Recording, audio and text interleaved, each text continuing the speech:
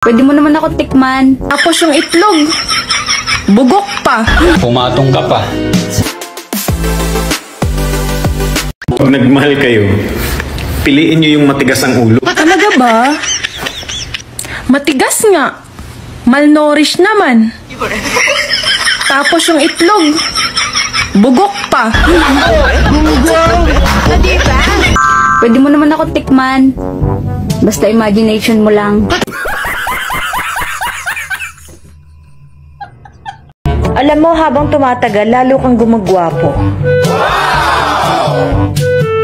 Huwag ka nga mag-joke, baka maniwala ako. Sige, sorry na sa joke. Saan ka pupunta? Diyan lang. Ay, hindi. Halika, mag-usap muna tayo. Bakit? May napapansin kasi ako sa'yo eh.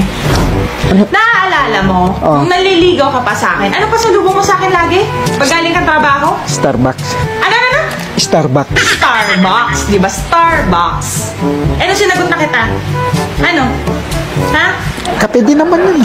Coffee ko. Coffee ko na lang. Alam mo masakit doon? Nakabundle na nga. Yung dinadampot mo, twin pack pa. Ha? Twin pack. Para tipid. Natipid na ako. Grabe. Nagbago ka na. Grabe ka naman. Gusto mo ba? Painom ko yan ng sabay-sabay sa'yo? Para kabahan ka.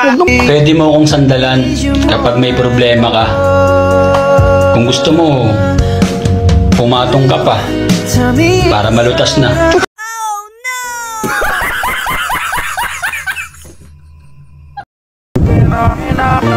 Wala akong mga plastic na kaibigan. Pero mga kahoy, marami.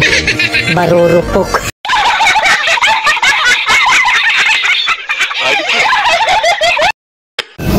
Pag ako naging jowa mo, busog ka palagi. Sa mani.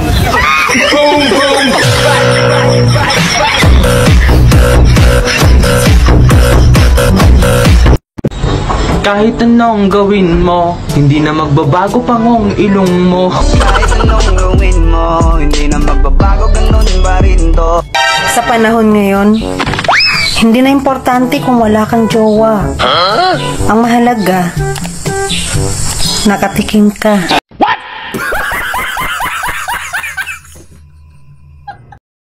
Ano ba nangyari sa'yo?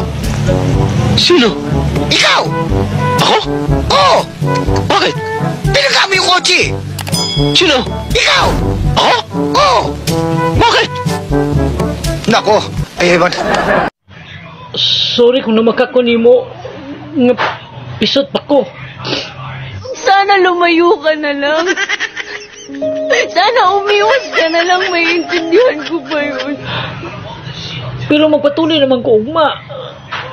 Congratulations.